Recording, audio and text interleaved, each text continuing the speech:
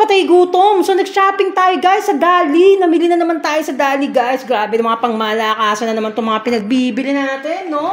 Papakita ko sa inyo yung mga pinagbibili ko. So, ito nga, diba? Yan na nga.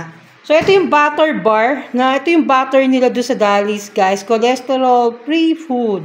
Kalagay. Tapos, bumili rin ako ng keso, guys, Sa Dali rin, ito yung keso nila, guys. Grabe. Milk syrup.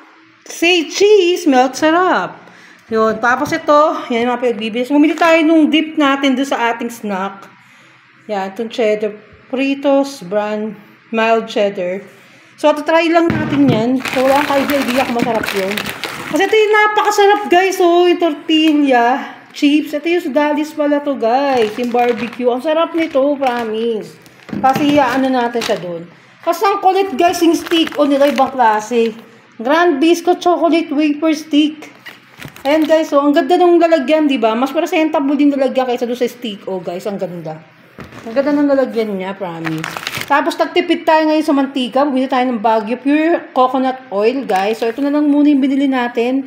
Dahil napakamahal kasi nung binibili natin coconut oil sa Lazada. So, pagtipid muna tayo.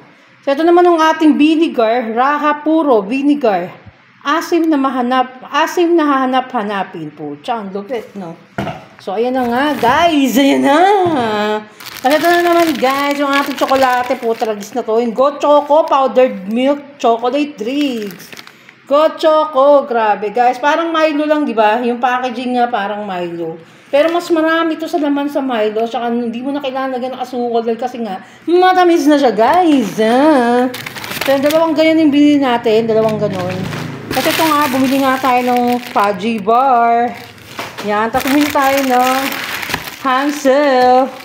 Diba? Bumili tayo ng Sky Flakes. Pang malakasan.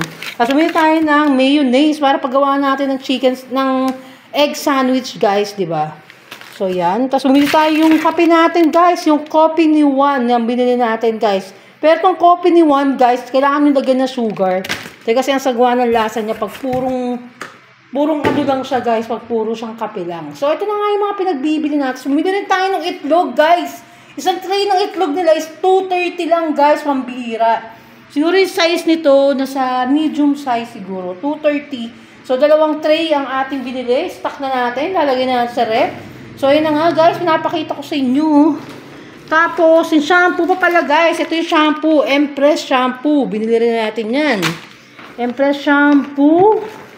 Tapos, bumili rin tayo ng sabon, guys, Papaya soap, guys. Ito yung papaya. Clean. Papaya whitening soap. Yan. So, yun na nga lahat-lahat, guys, sa mga pamili natin. Tapos, meron din tayong mga ibang pinamili, mga tissue-tissue na lang. So, this is worth 1,800 something lang, guys. May sukli pa nga ako. So, saktong-sakto yung 2,000 pesos ko na na-budget ko siya ng bonggang-bongga. So, babu!